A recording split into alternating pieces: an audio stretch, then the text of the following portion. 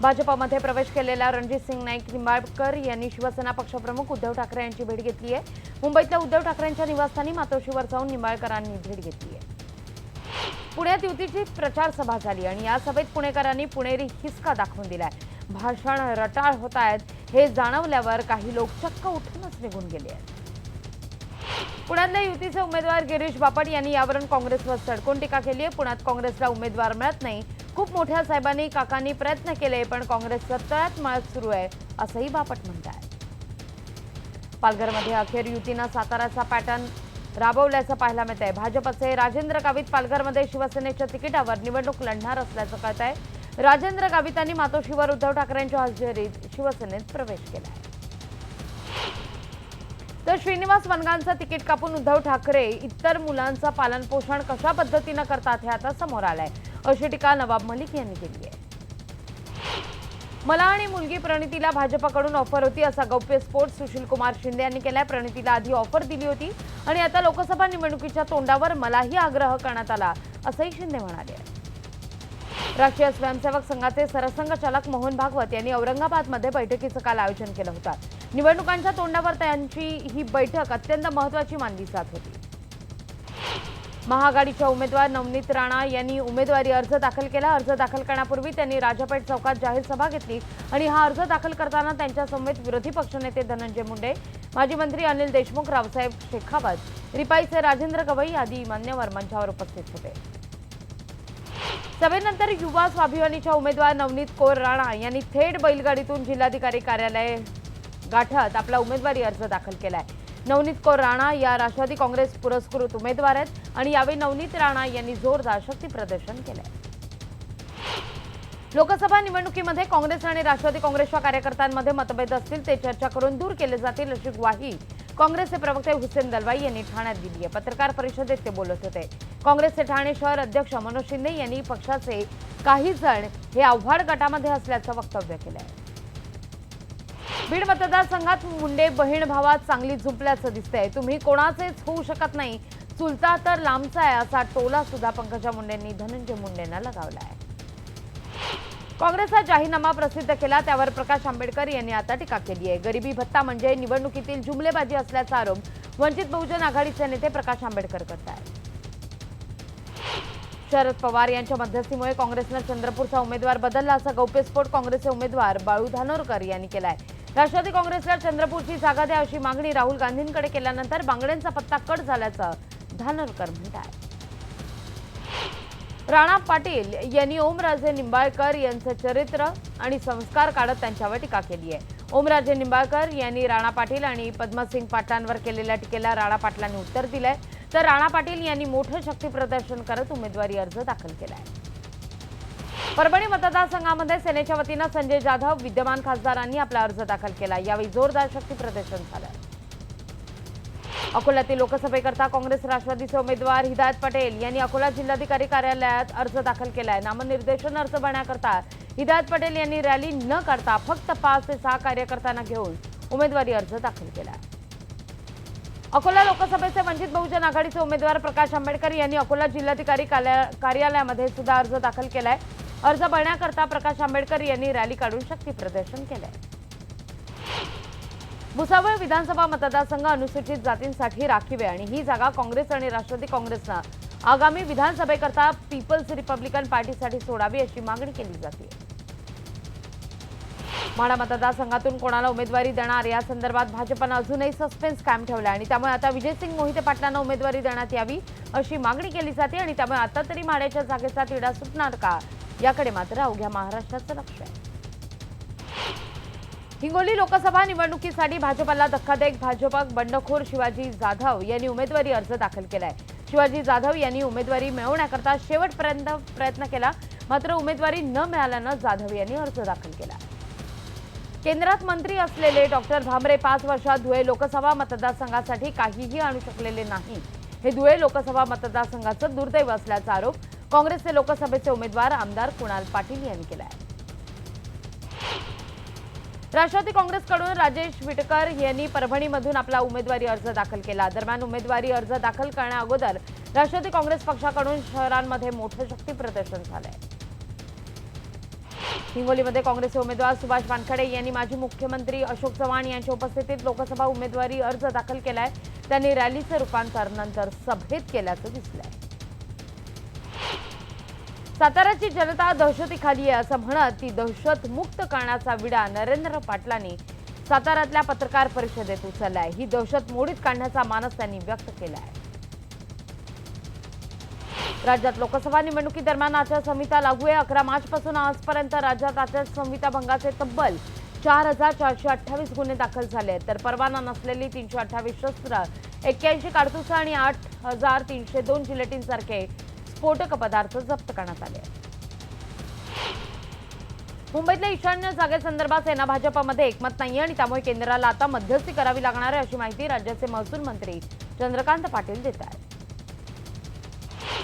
मुंबई काँग्रेसचे नवनियुक्त प्रदेश अध्यक्ष मिलिंद देवरा यांनी सकाळी सिद्धिविनायकाचं काल दर्शन घेतलं. विघ्नहर्ता सगळं व्यवस्थित करतो. मुंबई काँग्रेसमधले मतभेद नसतील यापुढे पाहायला मिळणार नाहीत. मुंबईच्या समस्यांकडे प्राधान्यानं लक्ष दिलं जाईल असं सुद्धा मिलिंद देवरा म्हणतात. ठाण्यात युतीकडून राजन विचारेंना उमेदवारी दिली तर त्यांचा प्रचार करणार नाही अशी भूमिका भाजप नगरसेवकांनी घेतली आहे. भाजपच्या नाराज नगरसेवकांना शांत करण्याकरता ठाण्याचे पालकमंत्री एकनाथ शिंदे आणि ठाणे लोकसभाचे प्रभारी राज्यमंत्री रवींद्र चव्हाण यांची गुप्त बैठक झाली आहे. बारामतीच्या खासदार सुप्रिया सुळे यांनी हलक्या फुलक्या शैलीत मतदारांच्या भावनांना स्पर्श केलेला आहे. बारामतीमध्ये थेट पवार घराण्यातील नात्यांमध्ये सामना रंगणार आहे. केंद्रीय मंत्री प्रकाश जावडेकरांनी पुण्यात पत्रकार परिषद घेतली, पण स्वतःच बोलून झाल्यावर त्यांनी प्रश्नांची उत्तरं देणं मात्र टाळलेलं आहे. तिथून काढता पाय घेतलाय. जळगाव लोकसभा मतदारसंघाचं तिकीट कापल्यानं आपल्यावर अन्याय झाल्याचं वक्तव्य खासदार ए.टी. पाटील यांनी केलंय. तर त्यांनी गिरीश महाजन यांच्यावर सुद्धा सडकून टीका केली आहे.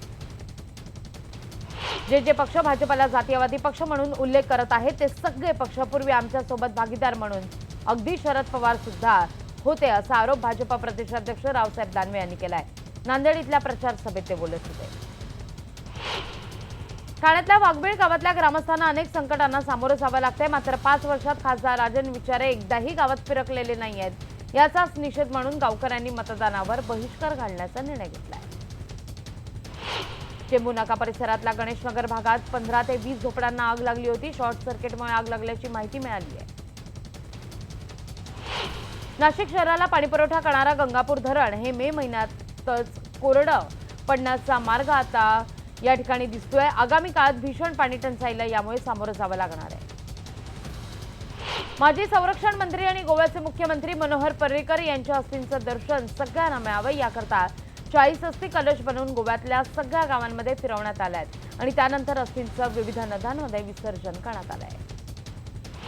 जम्मू काश्मीर टुरिझम आणि महाराष्ट्र टूर ऑर्गनायझेशन असोसिएशन यांच्या वतीनं मुंबईत आयोजित केलेल्या कार्यक्रमात जम्मू काश्मीरच्या पर्यटनावर झालेल्या परिणामांविषयी माहिती देण्यात आली आहे. काश्मीरमधील दहशतवादी हल्ल्यांमुळे देशाच्या इतर भागातील नागरिकांमध्ये नकारात्मक चित्र निर्माण झालं आहे. उल्हासनगरमध्ये दुचाकी चोरीचा प्रकार सीसीटीव्हीत कैद झाला. कॅम्प क्रमांक 3 मध्ये हा सगळा प्रकार घडलाय. दुचाकीजवळ कुणीही नसल्याचा फायदा घेत चोरट्यांनी दुचाकी चोरून धूम ठोकली आहे. सीसीटीव्हीच्या आधारानं पोलिसांनी या आरोपींना अटक सुद्धा केली आहे. ठाण्याच्या आनंदनगर या ठिकाणी टोलनाक्यावर एका ट्रकला भीषण आग लागलेली होती. या आगीमुळे ट्रक जाऊन खाक झालाय. कोणतीही जीवितहानी नाही. भुसावळच्या बोदवडमध्ये शेतातील विजेच्या खांबांना स्पर्श झाल्यानं 2 म्हशींचा मृत्यू झाला आणि या म्हशींच्या मृत्यूंमुळे बालचंद परदेशी या शेतकऱ्यांना 2 लाखांचं नुकसान झाल्याचं म्हटलंय. बारामतीचे अप्पर पोलीस अधीक्षक जयंत मीना यांनी अवैध गावठी दारूच्या हातभट्टीवर कारवाई केली आणि या कारवाईत त्यांनी लाखोंचा मुद्देमाल जप्त केलाय. निवडणुकीच्या काळात होणाऱ्या दारू वाटपावर आणि अवैध दारू विक्रीवर राज्य उत्पादन विभागाची करडी नजर असणार आहे. याकरता नागपूर जिल्ह्यात 13 पथकं तैनात करण्यात आली आहेत. भुसावळ शहरातील रेल्वेच्या मैदानावर ऑल इंडिया आरपीएफ फौजदार पदासाठी उमेदवार भरती प्रक्रिया राबवण्यात आली आणि याच पहिल्या दिवशी 1000 उमेदवारांची प्रक्रिया राबवण्यात आल्यानंतर दुसऱ्या दिवशी सुद्धा 1000 उमेदवारांकरता भरती प्रक्रिया राबवण्यात आली आहे. बातमी अकोल्याची. अकोल्यातून जाणाऱ्या राष्ट्रीय महामार्ग क्रमांक 6 वरील काटेपूर्णाजवळ खासगी बसचा अपघात झालाय. बसनं 3 वाहनांना उडवलं आणि या अपघातामध्ये 16 प्रवासी जखमी झाले. उमेदवारी मिळवून निवडणूक जिंकण्याकरता जंग पछाडणाऱ्या उमेदवारांनी शेतकऱ्याकडे मात्र पाठ फिरवल्याचं चित्र आहे। 5 वर्ष शेतकऱ्याच्या नावानं राजकारण करणारे सत्ताधारी पक्ष आणि विरोधी पक्ष निवडणुकीच्या धामधुमीत मात्र शेतकऱ्यांच्या प्रश्नाकडे पुरते विसरल्याचं दिसतंय। बोगस कंपन्या स्थापन करून शेतकऱ्यांच्या नावावर परस्पर कर्ज उचलणारे गंगाखेड शुगरचे चेअरमन रत्नाकर गुट्टे यांना अटक करण्यात आली आहे। 22 बोगस कंपन्या स्थापन करून 26,000 शेतकऱ्यांना आणि बँकांना कोट्यवधी रुपयांचा गंडा घातल्याचा त्यांच्यावर आरोप आहे। गडचिरोली जिल्ह्यात माओवाद्यांनी निवडणुकीच्या काळात पोलिसांची वाहनं उडवून पोलीस जवानांना लक्ष्य करण्याचा प्रयत्न केला होता, मात्र पोलिसांच्या सतर्कतेमुळे हा सगळा प्रयत्न असफल ठरला आहे। राज्यात अनेक ठिकाणी पाऱ्यांना 40 गाठले। मुंबईतील उकाड्यांना गेल्या 9 वर्षातला विक्रम मोडलेला आहे। 42°C इतकं तापमान काल मुंबईकरांना सहन करावं लागलं आहे। वाढत्या तापमानामुळे वाशिम जिल्हावासीय घामाघूम होत असल्यामुळे तहान भागवण्याकरता गरिबांचा फ्रीज असलेल्या माठातील थंड पाण्याला चांगलीच पसंती आहे। माठातील पाणी आरोग्यदायी असल्यानं विविध रंगातील माठ खरेदी करण्याकरता वाशिमकरांची गर्दी होतीये। वाशिम जिल्ह्यातील वनोजा शाखेकडून पक्ष्यांना पाणी उपलब्ध व्हावं या उद्देशानं ठिकठिकाणी जलपात्र तसंच कृत्रिम घरटी बसवण्यात आली आहे। वनोजाच्या पशुवैद्यकीय दवाखान्यामध्ये ही कृत्रिम घरटी वितरित करण्यात आली आहे। जालन्यातील रोहनवाडी इथल्या एका दाम्पत्यानं दूध डेअरीच्या व्यवसायातून नवा रोजगार सुरू केला आहे। शंकर तनपुरे आणि द्वारकाबाई तनपुरे यांनी गिर गाई खरेदी करून त्यांच्यापासून दूध संकलन आणि पॅकिंगचा व्यवसाय सुरू केला आहे। बातमी कोकणातली। रत्नागिरी जिल्ह्यातल्या खेड आणि कोंडिवली या गावात तब्बल 18 वर्षांनंतर सोमवारी शिमगोत्सव साजरा करण्यात आला। या गावात पालखी आणि मानपमानावरून 18 वर्षांपासून वाद सुरू असल्यानं शिमगोत्सवाला बंदी घालण्यात आली होती। न्यूज 18 लोकमतचा मुक्ता सन्मान सोहळा पार पडला। वेगवेगळ्या क्षेत्रातल्या 11 महिलांचा मुक्ता सन्मान देऊन गौरव करण्यात आलाय। या कार्यक्रमाला मुख्यमंत्र्यांची पत्नी अमृता फडणवीस, अभिनेत्री रिंकू राजगुरू, अभिनेत्री सोनाली कुलकर्णी, अभिनेत्री किशोरी शहाणे यांची उपस्थिती होती। साहित्यरत्न अण्णाभाऊ साठे यांच्या आंतरराष्ट्रीय स्मारकाच्या कामकाजाकरता गोवंडी इथं सुसज्ज कार्यालय उभारण्यात आलं होतं, मात्र या कार्यालयाचं शासनानं भाडंच भरलं नसल्यानं या कार्यालयाला टाळं ठोकण्यात आलंय। परिणामी कर्मचारी कार्यालयाबाहेर काम करत आहेत। बातमी भिवंडीची। भिवंडी शहरात दिव्याचा खांब रोडवरच्या रिक्षावर कोसळण्याचा प्रकार घडलेला आहे। सुदैवाने यात कोणतीही जीवितहानी झालेली नाही। सिडकोमधल्या कर्मचाऱ्यांनी दरवर्षी करण्यात येणाऱ्या संमेलनाकरता लाखो रुपये खर्च केलेत। एखाद्या 5 स्टार हॉटेलला लाजवेल असा खर्च जेवणावर करण्यात आलाय आणि त्यामुळे एवढा खर्च हा पोटात गेला की खिशात गेला याची चौकशीची आता मागणी होतीये। आरपीआयचे कार्यकर्ते रात्रंदिवस मेहनत करून युतीच्या उमेदवाराला निवडून देतात। तुम्ही मंत्री होता पण आम्हाला काहीच मिळत नाही असं म्हणत आरपीआय कार्यकर्त्यांनी सेना भाजपवर नाराजी व्यक्त केली आहे। आज दिवंगत माजी मुख्यमंत्री AR अंतुले यांचे चिरंजीव नावेद अंतुले शिवसेनेत प्रवेश करणार आहेत। शिवसेना पक्षप्रमुख उद्धव ठाकरे यांच्या उपस्थितीत हा प्रवेश केला जाणार आहे। नावेद यांच्या प्रवेशामुळे सेनेला रायगड लोकसभा मतदारसंघात मोठी ताकद मिळणार आहे। राज्याला वीज पुरवठा करणाऱ्या महावितरणाचे वीज दर 1 एप्रिलपासून वाढणार आहेत। घरगुती वीज ग्राहकांना 6% दरवाढीचा फटका बसेल। कुर्ला स्थानकात एका स्टॉलवर गलिच्छपणे लिंबू सरबत बनवतानाचा व्हिडिओ समोर आल्यानंतर आता सगळ्या स्थानकावरील स्टॉलवरील स्वच्छता आणि पदार्थांचा दर्जा तपासण्याचा निर्णय प्रशासनाने घेतलाय। आठवडाभर ही मोहीम राबवली जाणार आहे। संपूर्ण देशभरात 20वी पशुगणना हाती घेण्यात आलेली आहे। राज्य सरकारच्या पशुसंवर्धन विभागाकडे या जनगणनेची जबाबदारी सोपवण्यात आली आहे। राज्यात इंटरनेटमुळे होणाऱ्या गुन्ह्यांचं प्रमाण वाढत चाललंय। यामध्ये पुणे शहर अव्वल आहे, तर पुण्यात 13,357 गुन्ह्यांची आजवर नोंद आहे। निवडणुकीपूर्वी भारत पाकिस्तानवर आणखीन एक सर्जिकल स्ट्राईक करू शकतो अशी भीती पाकचे पंतप्रधान इम्रान खान यांनी व्यक्त केली आहे। भारत पाकिस्तानवर अजूनही युद्धाची छाया असल्याचं ते म्हणाले। महाराष्ट्र गोमंतक पक्षाच्या 2 आमदार मोहन आजगावकर आणि दीपक पावसकर यांनी भाजपमध्ये प्रवेश केलाय। पहाटे 1:15 वाजता त्यांना पत्र देण्यात आलंय। पीएनबी बँकेचे तब्बल 13,000 कोटी रुपये घेऊन फरार झालेल्या नीरव मोदीच्या महागड्या वस्तूंवरील कारवाईला सुरुवात झाली आहे। त्यांच्याकडील महागड्या वस्तूंचा लिलाव करण्यात आलाय। त्यांच्या 9 पेंटिंग्सचा 2 लिलाव करण्यात आलेले आहेत। जेट एअरवेजमधून नरेश गोयल पायउतार होण्याच्या अटीवर सरकारी बँकांनी जेट एअरवेजला मदत करण्याचं आश्वासन दिलंय आणि यामुळे परदेशात पळून गेलेला करबुडव्या विजय मल्ल्या हा अस्वस्थ झाल्याचं दिसतोय। आपल्या शौर्याने लष्कराचं नाव उंचावणारा विंग कमांडर अभिनंदन उपचारानंतर आता पूर्ण बरा झालाय आणि या उपचारानंतर त्याला 4 आठवड्यांची सुट्टी मिळाली आहे. मात्र त्यानं चेन्नईला घरी न जाता काश्मीरला जाण्याचा निर्णय घेतलाय. अभिनेता शाहरुख खान यानं कोलकात्याच्या मुख्यमंत्री ममता बॅनर्जी यांची भेट घेतली आहे. IPL सामन्याच्या निमित्तानं शाहरुख कोलकात्याला गेला होता आणि त्यानं या दरम्यान ममतांची भेट घेतली आहे. 14 फेब्रुवारीला काश्मीर खोऱ्यातील ज्या श्रीनगर बारामुल्ला महामार्गावर दहशतवाद्यांनी हल्ला केला होता त्या महामार्गाच्या रुंदीकरणाच्या कामांना आता वेग घेतलाय. यानंतर बातमी मात्र उर्मिला मातोंडकरची आहे. उर्मिला मातोंडकर आज काँग्रेसमध्ये प्रवेश करणार आहेत. मिलिंद देवरा आणि संजय निरुपम यांच्यासोबत त्या दिल्लीला जाणार असून दिल्लीत त्या काँग्रेस प्रवेश करतील अशी सूत्रांची माहिती आहे. तर पंजाबच्या गुरदासपूरमधून मतदारसंघात अभिनेता सनी देओलला उमेदवारी देण्यासाठी भाजप उत्सुक आहे. निवडणूक लढवण्याकरता सनी स्वतः फार उत्सुक नाहीये आणि त्यामुळे उमेदवारी देण्याकरता राज्यातील नेत्यांवर केंद्रीय नेतृत्वानं जबाबदारी सोपवली आहे. अभिनेत्री जयप्रदा यांनी काल भाजपमध्ये प्रवेश केला. याआधी त्या समाजवादी पक्षात होत्या. नवी दिल्लीतल्या भाजप मुख्यालयात त्यांनी अधिकृतपणे प्रवेश केला, घोषणा केली. उत्तर प्रदेशच्या रामपूरमधून त्या निवडणूक लढवतील असा एक अंदाज आहे.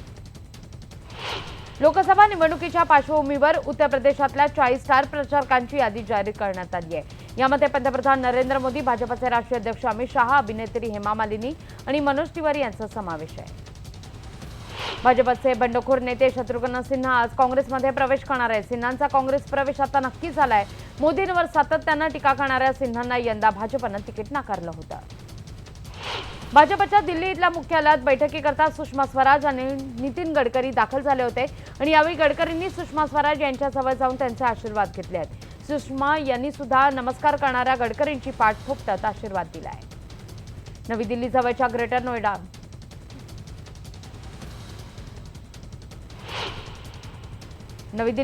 ग्रेटर नोएडामध्ये एका थर्माकोल कारखान्यामध्ये भीषण आग लागली होती. सुदैवाने यात कोणतीही जीवितहानी नाही. मुंबईहून सिंगापूरला जाणाऱ्या सिंगापूर एअरलाइन्सच्या विमानात बॉम्ब असल्याची धमकी मिळाली होती आणि त्यानंतर सिंगापूर एअरफोर्सची 2 F-16 विमानं तात्काळ मदतीकरता पाठवण्यात आली आहेत. हे विमान चांगी आंतरराष्ट्रीय विमानतळावर सुरक्षितरित्या उतरवण्यात आलंय. इराणच्या उत्तरेत चांगलाच पूर आलाय. यामध्ये आतापर्यंत 20हून अधिक जणांचा मृत्यू झालाय. गोलेस्तान आणि मझांदरान या प्रांतांना पुरानं झोडपून काढलेलं आहे. आतापर्यंत 56,000 जणांना या पुराचा फटका बसलाय. ओलांड इंग्लंडमधल्या लिव्हरपूलमध्ये ऑटोची स्वस्त सेवा सुरू केलेली आहे आणि यामुळे प्रवाशांना शहराच्या एका ठिकाणाहून दुसरीकडे अगदी स्वस्तात प्रवास करणं शक्य होत आहे. दिल्लीत खेळल्या गेलेल्या चेन्नई विरुद्ध दिल्लीच्या IPLच्या सामन्यात चेन्नईनं दिल्लीवर 6 गडी राखून विजय मिळवलाय. चेन्नईनं सलग दुसरा सामना जिंकत गुणतालिकेत अव्वल स्थान पटकावलंय. पहिल्याच दिवशी 21 कोटींची कमाई करणाऱ्या केसरी चित्रपटाच्या कमाईत दुसऱ्या आठवड्यात मोठी घट झाली आहे. केसरीनं दुसऱ्या आठवड्यात 8.25 कोटींची कमाई केली आहे. ही कमाई पहिल्या आठवड्याच्या तुलनेत दुप्पटीनं कमी आहे.